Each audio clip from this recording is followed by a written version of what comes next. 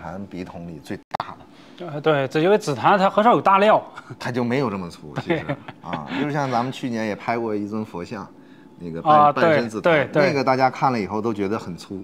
对啊，就是紫檀很难达到那种粗料嘛。没错没错。那么这件比那个还要粗很多，它的直径达到了34公分。这种大料，这个得，这个年代太长了啊，就是而且呢，年代太长。它的壁厚达到了3公分，啊，壁厚也是很厚的这种。对。那么藏家也是为了支持工作，让我们这次无底价起拍。那值得关注一下。对，值得关注一下。啊，这种都是，这是一件宫廷的剔红漆盒，它上面用白玉、碧玉颜色有一个穿插，来镶嵌的桃树，然后蝙蝠，啊，也是有增寿，福到眼前，对，祝寿的一个含义，在这个盒子上体现的是。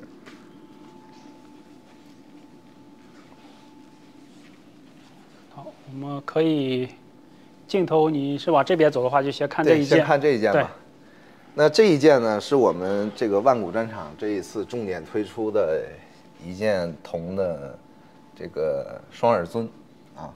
那它的来源也是非常好的，早年也是在这个日内瓦一个很重要的藏家。它当时有一个藏家收藏，后来长期在一个博物馆借展。借展，就是长期借展，但是这个博物馆呢，它倒闭了。对他后来所有很多藏品就基本上全都卖了，就流散到这个民间，然后呢，它这个我们看到啊，为什么这个铜器底下会有座子？这个座子是在清代的时候给配好，这个座子到现在至少有200年，说明这件东西传世了有几百年了，它不只是清代当时那么简单，它可能出来的更早。对，传世的这种包浆皮壳也是非常漂亮的。对。我们可以看一下它的工艺，这都是早期的工艺。啊，这么大件的这种铜器啊，是其实很难得的。其实它是没有盖子了，盖子遗失了。这要是碰着盖子的话，这就太厉害了。但是基本上看到的这个造型都没盖子了，因为盖子太难保存了。对，很容易就遗失掉了。好，我们可以给他这边一个镜头，就说这个插在花里面，这个在这种家庭这个空间陈设里面，对，是非常美的。就说这种其实就是我们说买回去以后，它在一个在家中，在这个摆放一个重要的位置，给它插花，那就太漂亮了。对，太有格调了。空间陈设最好的对器物。那这一件黄花梨的香脊，它是3弯腿。那么知道的朋友可能都知道，这个3弯腿的这种香脊啊，是在明代的时候级别是最高的香脊。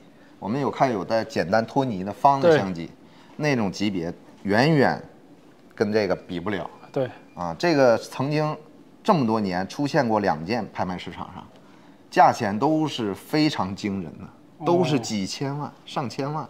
那这一件就太难得了。目前跟这个最像的是哪儿啊？上海博物馆收藏那件啊，上海博物馆有一件，跟它这件的工艺和体积造型都是基本相符。那上面这个炉子呢，它是目前所见铜类里边清代乾隆年间宫廷的这种，这个炉子里边最大号的。就是咱一般的是没有这么大。对，咱古天一6、7年前也拍过一只呢，是比它小了1/3。我有一些印象啊，那个比它小1/3，但是当时看那个也很大了，然后拍了90多万，我记得当时拍那件就大家都认为是大号的，对，那个只是一个1/3，减掉1/3这么大的一个炉子，造型也是一样的，但是它没有盒子啊，现在还是一套的，对，它是一套。大家看看这盒子有多大，我这个大手，你看，就跟我这大手这么大。这个盒子长就得10几公分。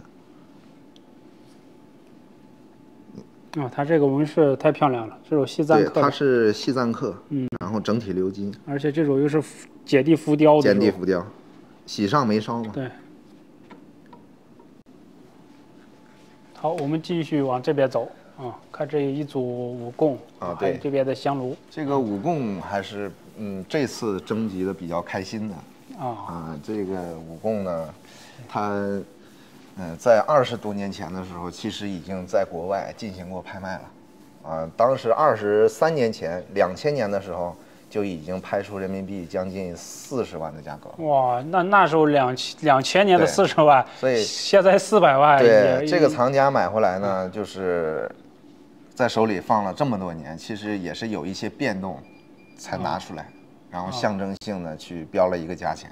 给我们去上牌，那现在这个购买是特别合适的。对，我们看到碧玉的武功，查阅了所有的资料，碧玉的武功几乎是没找着完整的、全的，就是故宫也没有出版过这种，就是完整一套的，要么就少一个那个炉子、花箍或者是烛台，都会少。那这件还有一个特殊点是什么呢？它的所有的底座都是珐琅。哦，这都是宫廷做法啊，对，都是宫廷做法。都是原装的，因为当时20多年前国外，那个书上都是原封不动的。这种都是非常典型的宫廷做法，而且它的尺寸也够大。对，在当时来说，其实故宫有很多佛堂。对尤其是这个乾隆的时候，他在故宫里面盖了很多佛堂，这种一般都是作为佛堂的供器。在这个案桌前摆这么一套。对，包括我们现在看这个查阅这个故宫的资料啊。都有这个照片公布出来，它就是这边小心一点，对，这边小心一点，它是有完整的这个就是武供的陈设的状态但是这种碧玉材质的，我们还没有找到同类的。反正碧玉哈，零零散散在市场上我会见到什么花箍。偶尔会见到一只，就是单个的，有时候耍单它也能出来一个。对，耍单的话，这一个花箍至少得20万吧。现在市场就是不带座啊。那这一套的话，现在100万，那对呀，太划算了。对，而且还有早年的这个2000年纽约苏富比拍卖的记录。对来源特别清晰。那这些呢是。我们就是明代的这种传统炉型，有一批这个炉子。这些炉子为什么会选它们呢？我给大家介绍一个，就是所有的炉款都很特殊都是选的特殊款的，不是很正常的炉款，只能说我们看这一件好像是比较特殊的。这件是那个丝款的石头居士，石头居士这个款式呢看着也挺调皮，对不光是丝款，它还调皮。很多什么居士啊，什么斋呀，这种丝款，对，但是什么石头居士这个很少见，而且手头特别好，对，达到了1700多克其实这件炉子很特殊很压手这件也很特殊，它是鎏金的原来，以前是鎏过金现在这种单薄了，它掉了，对，它传统的立式炉很少有鎏金的，但是这件呢，它是鎏金，而且是早年文物公司的。对，我们看这儿有标签，文物商店旧藏的，当时卖出来的。对，应该这签儿是70年代、80年代的签儿了。很老的签儿了。他当时写的明代，标了个明。对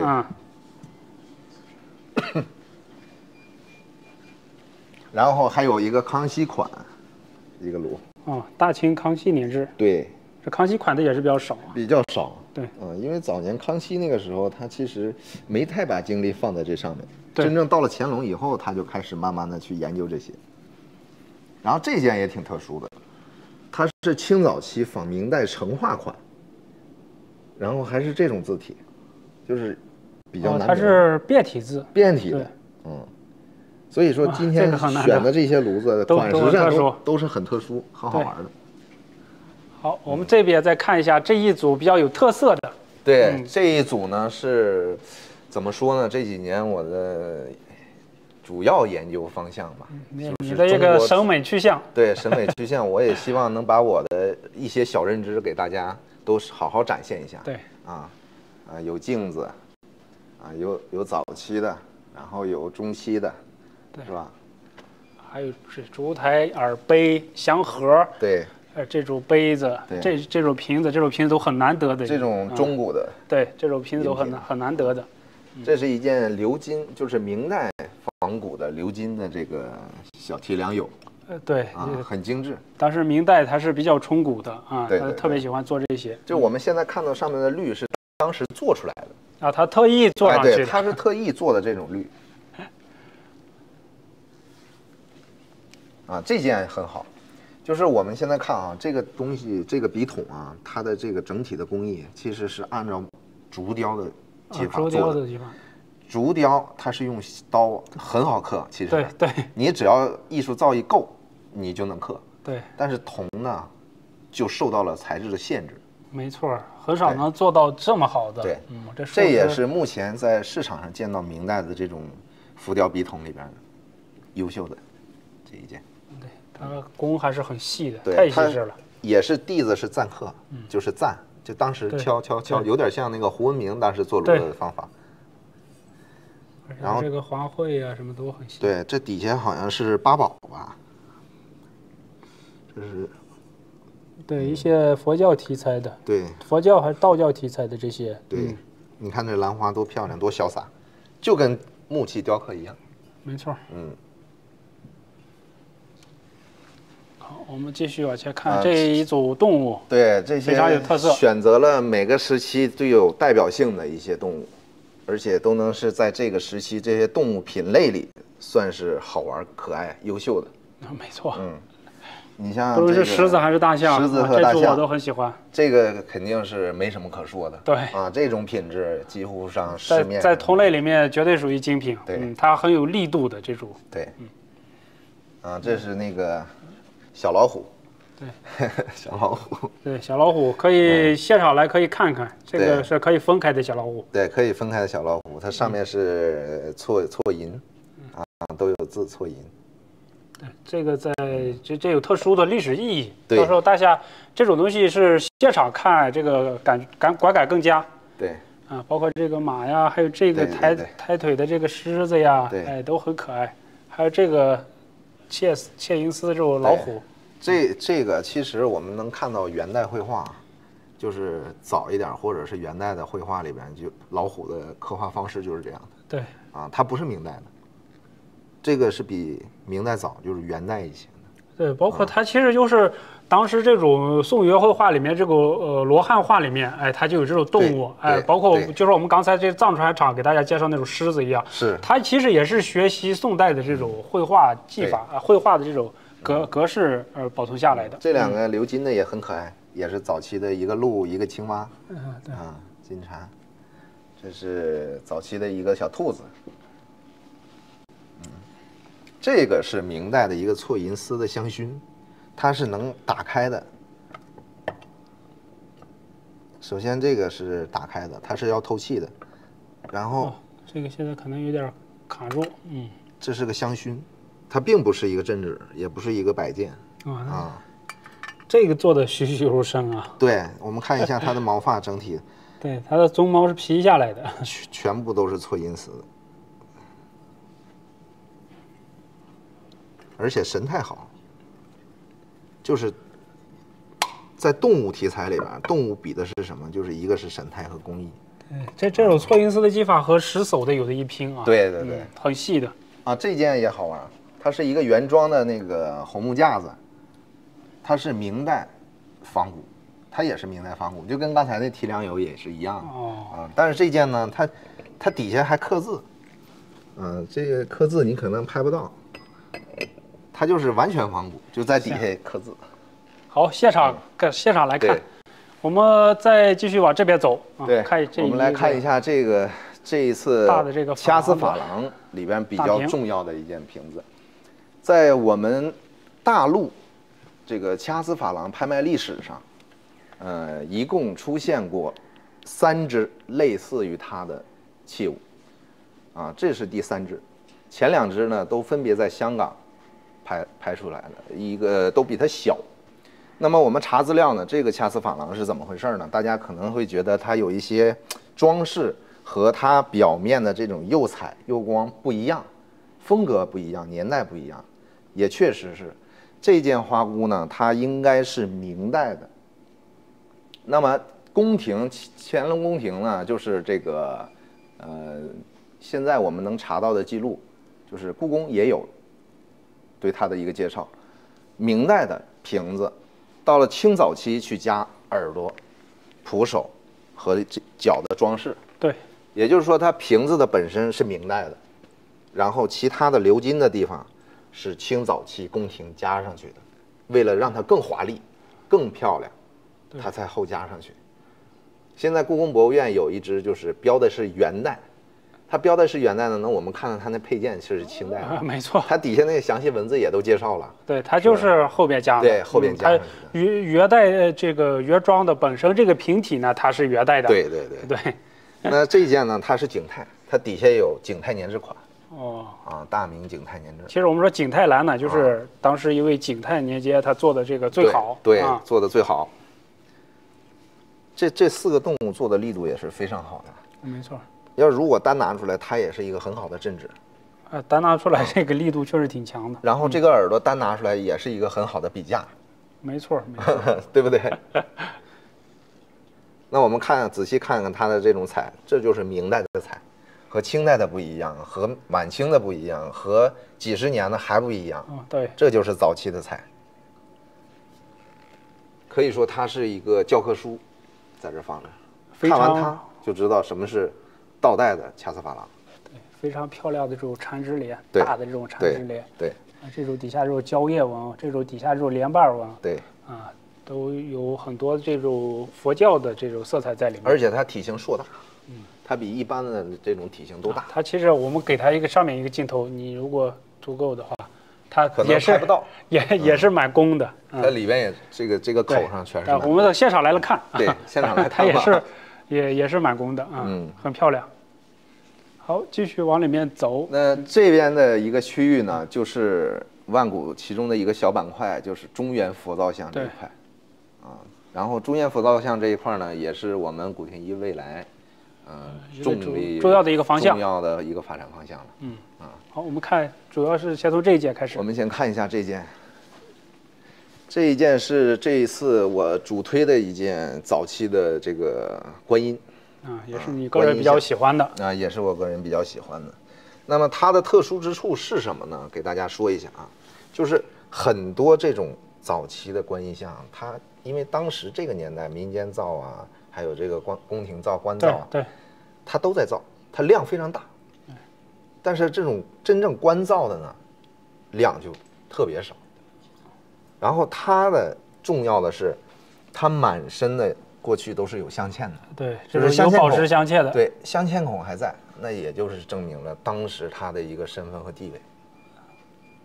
然后它整个的，你看它的这个飘带呀，什么都从上到下都落地的，而且它的这个座子和普通的那种座子还不一样。没错。这是一个下翻帘的一个连座。而且它这个很粗壮啊，很粗壮。这个然后扭着腰。早期的这个佛像，一般就是简单的比较多，很少有这么厚重粗壮的。对，在它背后呢，也进行了很华丽的装饰。过去。对，它也有这个，你看这个错切的孔，对，就是镶嵌孔。镶嵌孔。对。然后我们可以看看它的这个背部的这种肉感都已经做出来了，它不是平面的，不是平的。没错，还有看它这开脸是面带微笑的。对，它是微笑的。这观音的这个微笑的开脸是最美的。看这个手持的这个，还有看这个手持这个净瓶。非常漂亮，站姿也很优美折了一下姿比较婀娜。然后呢，这个价格也是非常的一个空间，可以说是比较便宜的一个价格。对这么大的一个这个15.5公分啊，这种早期的这个造像现在的价格才40万。对，才40。很合适了，市场上很难见到这样优秀的。那我们看一下这个飞天吧。这个飞天是在整个这个市面上我们见到鎏金的这么大尺寸最好的。为什么它是最好的呢？首先我们直观的看啊，它鎏金最好，没得说。还有一个，它的头手都是圆雕的，它就是按照菩萨的造像去雕的，它不是一个简单的一个平面。我们看到它的头伸出来的那种立体感，对吧？动感很强。它是其实比那个照片上要好看的很多，要立体的很多，因为照片一拍它就平了。对，就是我们可以给它一个就是侧面的一个镜头。对，从侧面给镜头的话，它会，你不论是那边侧或者这边侧都可以它会这个立体感更强。然后它这件小飞天也经过了几个重要的收藏家收藏。一个是伊丽莎白·斯塔福德，他是1928年收藏。这个人出版的这个记录其实很早的，很早。然后呢，还有一个人是谁呢？大家都知道，杰杰拉里。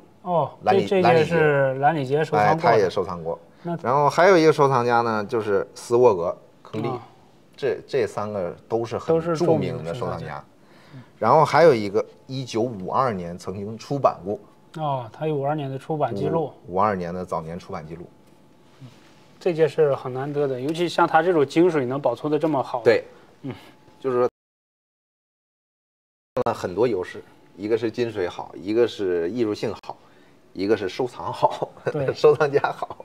现在很多人是比较看重这个有来源的，尤其像这个基基拉里，他3月份刚结束的那些，他的藏品整体这个释出，价格都是非常非常高的。对。好，我们这边你看还有哪些要给大家，简单介绍一下。大概说一下吧。这一组是一组，这是一组天王，然后这是一组这个弟子像。这个弟子像我跟大家说一下吧。这个弟子像是这个时期早期的这种弟子像里尺寸算大的，而且是为什么呢？还有一个，它是满圆雕。它360度无死角，特别圆。它就像一尊主尊菩萨一样。一般我们看到的弟子像都会小，因为它主尊大。弟子就得小，对。如果弟子的尺寸达到了10几公分，那这个主尊就非常的重要了。这一件弟子就是非常重要的一件弟子，整体圆雕。而且他这个表情很好看。对，表情也好。很有意思。对。那么它是最大的，那可能它是最小的里边工艺最好的。这个是开脸，对，是太漂亮了。它的眉眼什么的都很清晰，这是在小的里面我见到是比较优秀的。对。尤其他这个开脸，大家上手看的话会很惊叹的。对，那我们再看一下这边，这也是一件早期的观音像。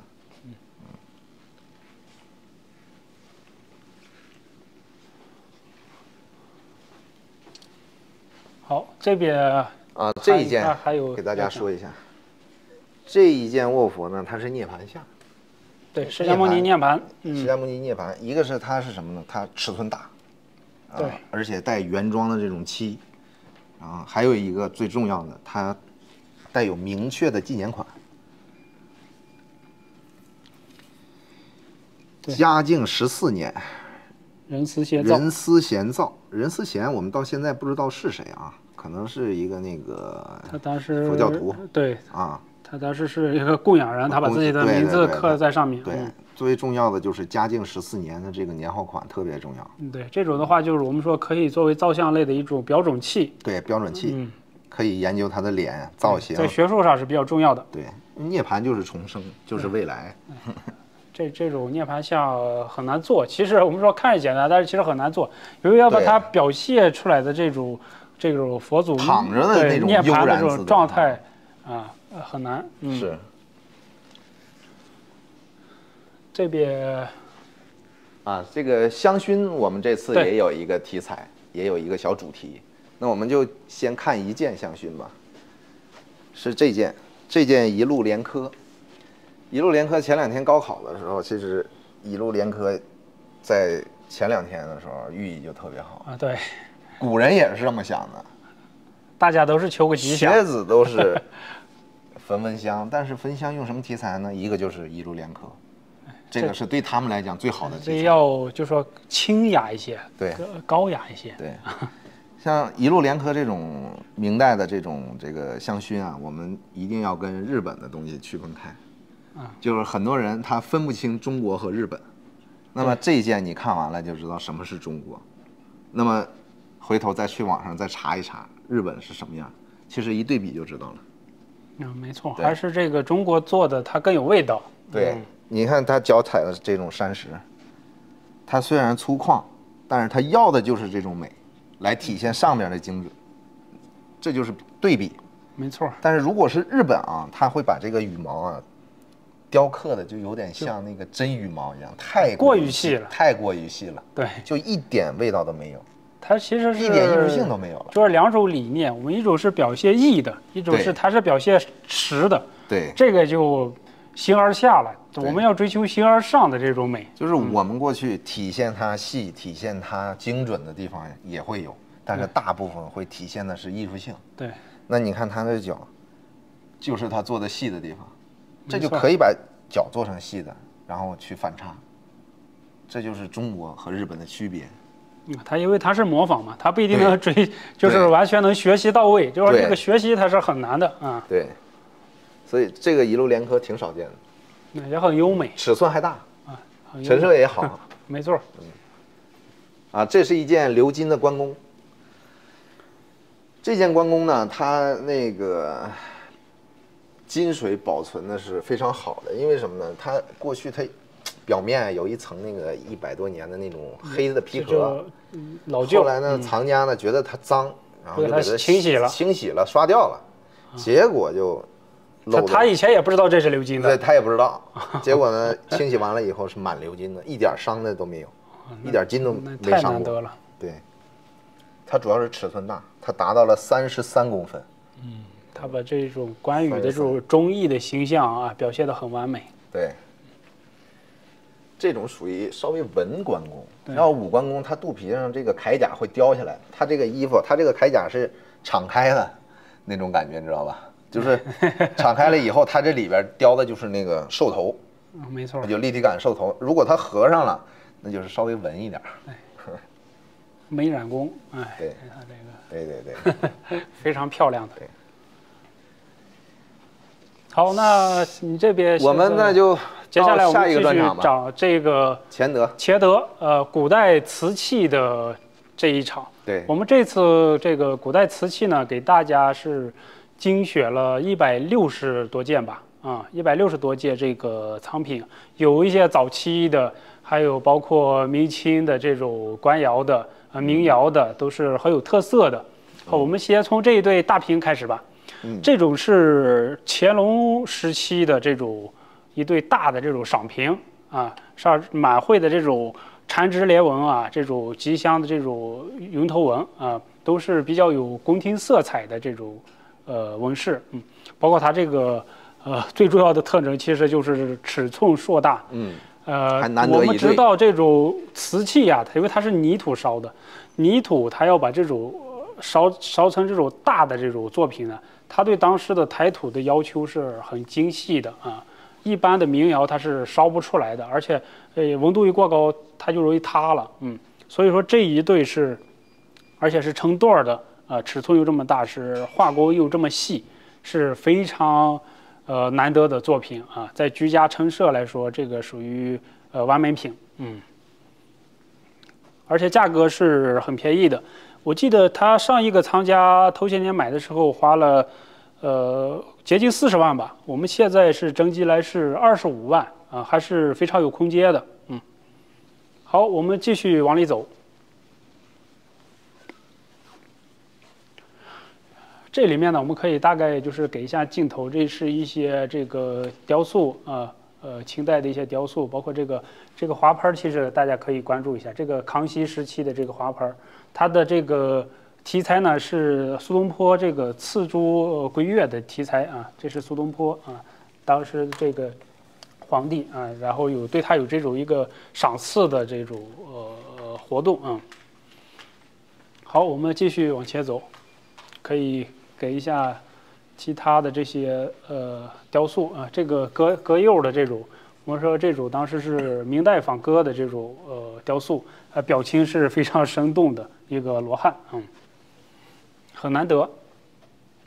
好，这一届其实也是比较有意思的这种窑别的杏园这种罐耳瓶。我们说它这个当时其实这种罐耳瓶就是清宫档案里面记载，它就叫杏园罐耳瓶啊，它这种窑别的色彩，这种好几种颜色像火焰一样迸发出来。非常的漂亮。好，这种六方的银手也是当时宫廷色彩，它是雍正时期，我们看它小的这种貔貅花，尤其这种细密排列的这种貔貅花，在这个雍正时期其他的这个彩瓷上面也能见到，比较文雅的。这种彩瓷其实一般是比较俗气的啊，但是它呢这种排列方式呀，这种表现方式表现它还是非常文雅的啊。当时呢，它是在清宫里面，就是靠坐垫两旁的实用摆放的，一般是布的比较多，或者是锦缎的比较多，瓷的很少。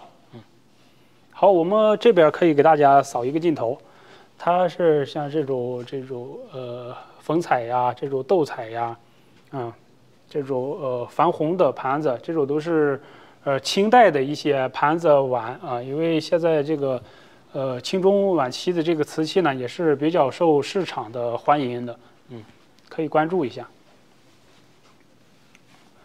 像还有这种黄垫的这种龙凤纹的碗，像这种碗它是有款的，大清咸丰年制，我们看它这个龙凤呈祥的这个题材。当时呢都是皇室用的，至少是皇帝、皇后，一类皇太后一类的人用的，就是它是在清宫里面，尤其是黄的这种色彩啊，是有严格的规定的，甚至龙纹它都没有那么严格的规定，就是有一些也可以其他等级的用，但是这种黄的这种色彩呢，一定是要这个皇帝后一类的人才能使用。我们看这种斗彩盘子呀，这种粉彩的盘子，这种小杯子，它是当时这个道光的时候，他给这个出嫁他女儿的这个固龙公主，它底下是土默特右旗这个蒙古文的，下面2行字是蒙古文的，它是出嫁他女儿的这种类似于陪嫁品吧，它和蒙古的这个王爷的这个公子结亲，当时记载它烧到的数量也不多，一共是400套左右，现在是无底价，大家都可以试一试。像这种红釉的碗啊，这一件是有这个文物公司旧藏的，大清乾隆年制，釉色呢是非常的匀称。我们看，这2个是乾隆的，那个是道光的，都是非常不错的，这一件可以重点关注一下。大清乾隆年制款的这个斗青釉的龙华碗，我们看它的这个碗上面有簪刻非常细密的这个龙华，这种佛教题材的碗，也是有国有文物商店旧藏的。这种斗青釉的呀，其实当时是非常淡雅的一色，因为它有冬青釉啊这些，斗青是它是比较淡雅的色彩。好，我们继续往前走。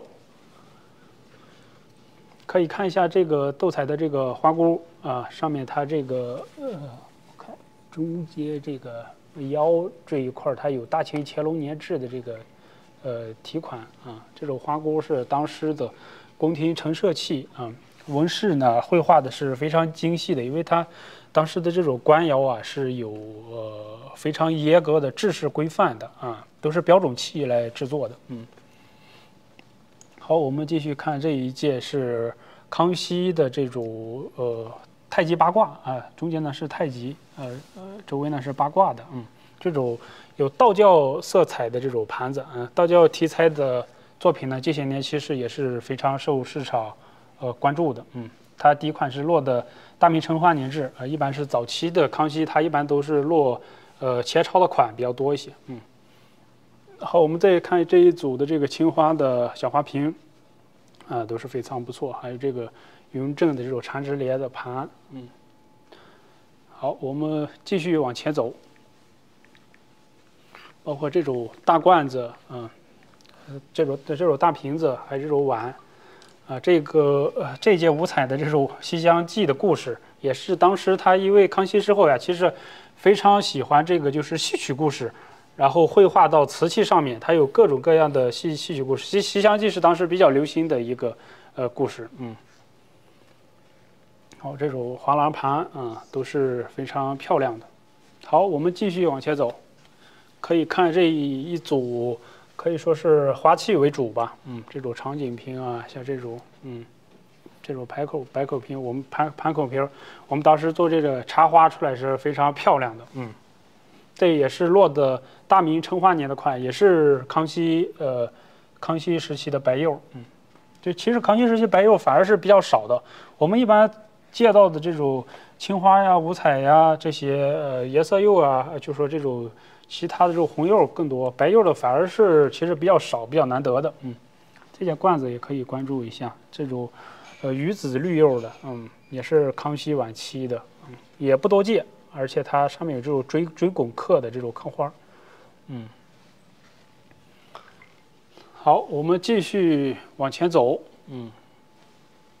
好，这一组里面其实有几件是可以关注，像这个的话，其实虽然它有修啊，但是我们说它这个身份是比较高贵的啊。这个元代的这种釉里红的玉壶冲瓶，因为元代啊，其实那时候它的釉里红啊，它还没有烧制的那么好，所以这个红色呀发的不是很明显，但是我们依稀可以辨认出来啊。它包括这个刻的梅花啊，现场看的话还是比较美的。好，我们看这边这两件盘子，一个是先看这里面这件大的，它是元代的满赤胶青花的这种元青花的盘子，虽然有修啊，但是依然就是不乏这个不失精彩啊，可以关注一下。这因为元青花这个完整器还是很难得的。这一件呢，我们看它是这种洪武的啊，洪武呢其实它还是我们可以看两件是有一些类似的，因为它呢是。还是继承了元代的一些这个技法在里面啊，但是它的这个我们看它的青花这种色彩呢，就是稍微有一些灰的一些部分，没有这个和元代的这种亮丽的还是不一样的啊，也是它一个特色。它这种苏麻离青表现出来的这种铁锈啊，还是能看出来的。好，我们这边。这边的话可以看一下这个格釉的这个四方形的玺，这种是明代的格窑啊，它是整体来说其实还是很难得的，它底部是满釉直烧的，满釉直钉烧的，这种四方形的这种文房用具啊，它是本身身份就比较高级。好，我们继续往这边看。可以转一个镜头看看这边。这一边呢，这一组是德化窑的这个题材啊，你看这一件它是一个德化窑的文殊菩萨像，一般是德化窑里面观音是比较多的，这个是坐在狮子上面的文殊，姿态比较优美，这个人物塑造呢也是非常的秀雅的，然后它这个狮子呢是有一些呆萌可爱的这种憨厚的，色彩在里面。它的这个，但是它这个雕工力度啊还是很深的。好，我们继续往前，这几件是德化的炉子啊，这一件是比较重要的这个德化窑的观音这个站像，它站在这个祥云下面，这种就是祥云或者我们说是海水上面啊。这种呢是何朝宗的，就是同类作品有一件，制式基本相似的一个作品，价格是很贵的。好，我们看一下这个炉子，其实可以重点关注一下这种德化窑的这种葱根白釉。我们说葱根白，它是一般的呢，德化窑早期是偏黄的，晚期呢是偏白的，就是这种偏青色的，是非常难得、很少见的。古天一头几年呢，他是拍过一个。天启的这个就是这种釉色的，它有天启2年的款，然后我们继续往前看，这几件是非常都是非常不错的，这件虽然年代比较晚，它是民国的，但是它这个雕塑的这个水平啊是非常高的，看它的，尤其它这个开脸，它把这个达摩的这种脸表现得非常好，好，我们继续往前走。这一些这个是这个元代的龙雀窑的这个高足杯，这2个件展还不错，也有一些土豪发出来了，包括这个早期的这个青釉的这种盔口盘，这个壶其实也是比较不错的，它有一个重要的来源是吴权博士的。我们说吴权博士他是在去年香港他拍的价格都是非常高的，他这个是一个早期的胡铁窑的这种罐耳瓶，挂耳瓶其实反而是比较少的啊，存世量没有那么多，可以重点关注一下。这个是耀州的一个流斗的这种罐儿，造型呢比较秀气啊，还是存世量比较小，比较难得。对，这2件呢是我们这场瓷器的一个封面作品啊，一件呢是这个康熙的这个青花，就是说《水浒传》。它这现在摆放的，我们看它表现的是《水浒传记》的故事图，整体呢，我们说它把这种康熙的这种墨粉五色啊，就是青花的这种粉五色呢，表现的很完美啊。然后呢，又是这种锦皮亮釉的感觉。我们说这个它的其实康熙的这个青花啊，它这个釉色比较亮的，这种感觉都是表达的很完整。底下呢是兔形的这种花压款。然后我们看这一件呢，它是康熙的这个万寿宗观音瓶，它上面呢我们看是整个呢写的，当然它这一件是没有10000个字啊，但是也有几千个字，它是有33行的这个寿字，是各种不同的这种变体字，包括这个我们说甲金专利开草型，然后它有各种又是寿字的组合创意的，很多个寿字这个组成这么一个图案。同类的题材呢是以故宫博月为代表的这个万寿宗，它那上面是有完整的10000个寿字，不多不少。当时呢是为了给康熙皇帝祝寿，然后景德镇那边特意烧制的，就是定制的这个瓶子，然后进奉到故宫。那种观音瓶，那种就是万寿宗呢，它存世量非常稀少，一共就3、4件啊。这种的呢，在故宫就是台北故宫，它也有同样的一件，也是这个造型的，有同样一件。包括我们经过比对啊，就是它上面这个寿字的写法，在那一件上都可以找到出处啊，就是说2个是应该是同时期景德镇那边制作的，它有不同类型的这种万寿宗作为这个对乾隆皇帝的祝寿制作。这件底下落的呢，也是我们说康熙早期的这种大明成化年的款，非常漂亮，这个有重要意义的一件康熙青花。好，我们继续往前，这件也是非常不错，可以重点关注一下。这一件也是我个人比较喜欢的，它是落的是大明嘉靖年款的一个青花豆。这种豆形器呢，其实在这个乾隆时候它就有记录。乾隆13年的这个档案呢，就是清宫档案记载说，这个太监一个胡世杰，他呢就是呈来一件这个当时书里面记载这种器型叫佳肴白地青八仙人物，就是它地子是白的啊，上面青花八仙豆，说然后呢让配一个盖儿。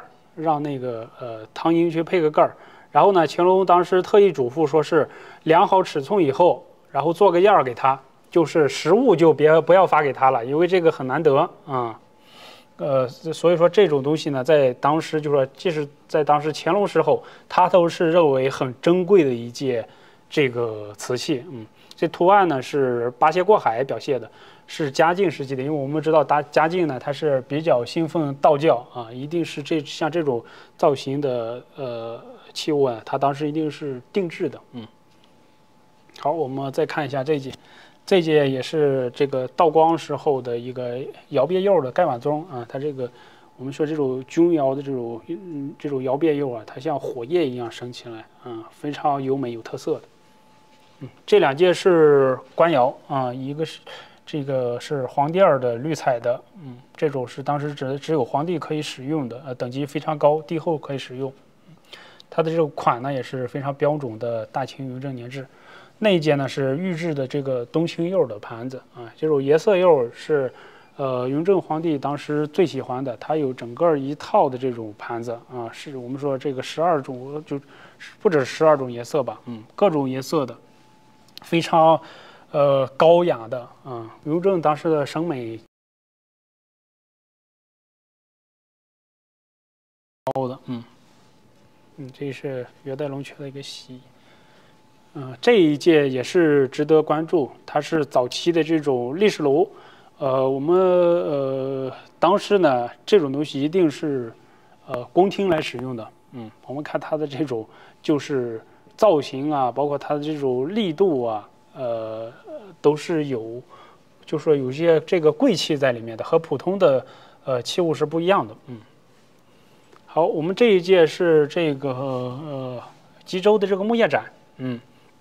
木业展呢，今年这个价格也比较好，纽约拍了一届，大概300-400万啊，价格非常好，所以也是正是市场的这个热度。这一支呢，它这个叶子也是表现得很好。好，我们继续往前。这一届是胡贴的观音像啊，这一届它应该是在同类里面是非常优秀的。而且这种造像。它保存就是很难的保存完整啊，这件呢基本不缺，所以还是很难得的。尤其是它这个造型啊，这个开脸呀都是非常优美的。好，我们继续往前走。这一件是元代的这个龙雀的露胎的这种八方盘，你看它中间呢其实这种露胎，然后表现出来这种像就是火石红的这种颜色啊。然后这个釉呢是比较这个有一些这个梅子青这种就是这个青色呢比较匀称啊，表现的还是很完美的。而且这种就是八方盘呢，它当时应该是作为一种雀杯雀盏，就是一种酒器来使用。整体还是表现的很精细的。好，我们看一件这个大罐子呢，是我们这一场的封底的作品。值得大家这个重点关注，它也是一个吉州的这种白地褐彩的开光的这种华绘大罐。这种罐呢，其实在吉州就说这种图案包括造型呢，在吉州里面它是有一些的，但是就是我们不说很少吧，就是至少目前我们没有见到同类的尺寸有如此硕大的、如此饱满的。然后绘画呢，又是如此的这个我们说开光内绘的这个华绘啊，如此精美的这个作品啊，目前还没有，没有能超过它的，值得大家重点关注。而且我们这一届是有上海汉蒸的热释光报告啊，有准确的，就是比较准确的吧年代啊，就说真假方面是我们是可以保证的。好，这一届，也是可以重点关注的。这届是一个我们说北方的耀州这种刻画盘子。它在同类当中呢，刻画是属于精细的，而且我们说它这种橄榄绿啊，耀州这种橄榄绿，它这个釉色特别的清脆。我们看它这个来源呢是有几个重要的来源，日本的简山龙泉堂，还有纽约佳士得。当时呢，还有1950年的这个出版记录，这个日本陶瓷协会，当时他们做了一个展。但是在那个时候呢，50年的时候，他们当时是收集了一大批在日本保存的，我们可以给它一个这个盒和这个纸的特写。他呢是当时收集了一大批的名贵瓷器在日本保存的，做了这么一个展览。但是因为当时这个可能条件有限啊，就是说学术我们说研究它一直在进步，它有一定的局限性。在当时他们认为这个是汝窑的一件这个刻画这个盘子。是非常贵重的，当时很重视的一件作品。好，我们继续，我们看它这种老的这个包装盒，包括它这个标签出版的这个记录啊，都很难得。这一届这个龙雀的这种纸唇瓶啊，做同类当中，龙雀纸唇瓶啊，一般它就是说这种瓶子，它俩带耳的比较多，凤耳的比较多。这种光素的两边没耳的反而是比较高级的，在汝窑啊或者这个官窑当中都有同类的这种纸吹瓶，非常难得。这一届是我们也是非常重要的一个建展，这种无金釉的，其实我们这个我们看角度应该能表现出来，就是它这种蓝毫啊是最难得的啊，很少有这种能把蓝毫就是这种有一片蓝的这种色彩能表现出来的建展，而且这个兔毫发的也是很完美，这届可以重点关注一下，因为这个就说我们隔着这个视频啊还是很难准确的感受到它的美啊，在上手的时候呢，您一定会被它惊艳到。好，我们继续往前走。这后面的包括我们都是一些早期的瓷器啊。我们看这个水鱼啊，丝竹的这个水鱼，这是南方的青釉的，年代也比较早。文房玉器呢，它当时产量还是没有那么多啊。这个就是上海博物馆呢有类似的一件啊，也是这种丝竹的，但是它那一件相比这一件来说呢，它的就比较小气了，它很小，这一件尺寸很大，是同类当中可以说是最为精美的一件。还有这个我们说叫紫素公碗，也是外面黑的里面白的啊，这种在市场也比较受欢迎。我们可以看一下这一件这个盘口壶。这种壶呢，其实是我们说早期的这种白瓷啊，它是在这个市场上非常少见的。目前我们看到的3件，就是公开拍卖的3件这种白瓷壶，价格都是过了100万啊，包括早些年嘉德拍了王世祥旧藏的一件，他当时放在桌子上当黄器来使用，是拍了100万啊，然后。最近的是今年3月份，纽约拍了这届吉吉拉里的，拍了120万人民币啊，所以这种从事很稀少，在市场上是目前属于市场的热点啊，值得大家关注。这个呢是早期的这个引青釉的这个直壶啊，上面东着狮子，憨厚可爱，这个釉色呢也比较漂亮，大家可以重点关注一下。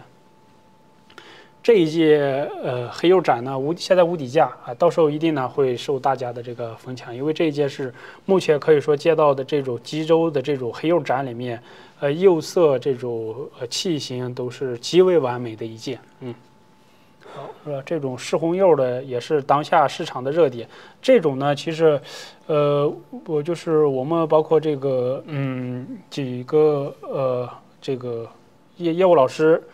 大家都认为呢，它是一届这个定窑的这个赤红釉的展，就说这种赤红釉啊，当时耀州还有这个当阳峪定窑还有其他几个窑口都有烧造，但是它这一届呢，它的台呢是洁白无瑕的，这个它的这种红釉啊发色也是比较正的啊，它综合判断来看呢，应该还是定窑的产品，这种钧窑的大碗，包括这种耀州的早期耀州的这种花口碗，里面有刻花的，这个时代特征都很典型啊。还有这个月白釉的八卦炉啊，我们说这个月白釉当时耀州的专属年代的专属产品啊，包括这种八卦炉的色彩。这个纽约这次拍了一届也很贵啊，300来万，这届就很合适了。这一届土豪展。也可以值得这个重点关注。我们说这个宋徽宗啊，他当时说这种兔毫展呀，就是说兔毫挑打者为上。我们看他这个毫啊，是简直是发色的完美。同类当中啊，这个我们看保利当年应该拍过一件类似的，都是过1000万的，非常难得。它还有带这种老的这种日本的这种包装盒啊。好，我们继续往前走，可以看一下这个胡铁窑的这个掌斗也是非常不错、完美的，有2个重要的来源。香港的这个宋德堂，还有这个香港佳士得也拍过，还有这个梅花展啊。这种其实我们后来看了，它应该不是这种梅花题材的，它还是佛教的这种占卜花啊。这是6瓣的占卜花，有这个佛教题材的，好，我们继续往前走，看一下，对这些炉子，还有这个土豪展啊，还有这边有一些。好，我们可以给个大场景，扫一下啊，这边有一些重要的藏品，然后看一下这个元代的这个蜀府釉的，这叫盘子，对，这是元代景德镇窑的这个蜀府釉。我们说当时这个明代的这个新增阁古药录里面这个白色的盘子，里面那个白色的盘子，往镜头举高一点，它呢是有纹饰在里面的。它当时这个元代的这个新增割股要论里面记载啊，说元代这个印花的这个小卒印花者，里面有这种蜀府二字的是比较佳啊，比较精彩的，因为当时呢这种是赎民乐使用的啊，这个官方用词身份等级比较高，好，我们继续往这边走，接下来呢我们看一下这个清完具征，就玉器吧。玉器咱们就大体走一圈嘛，因为这个我们大体走一些，大概给大家简单的介绍一下啊。这场清完具征还是比较精彩的。对，清完具征这场一共有150多件东西吧，咱们先大。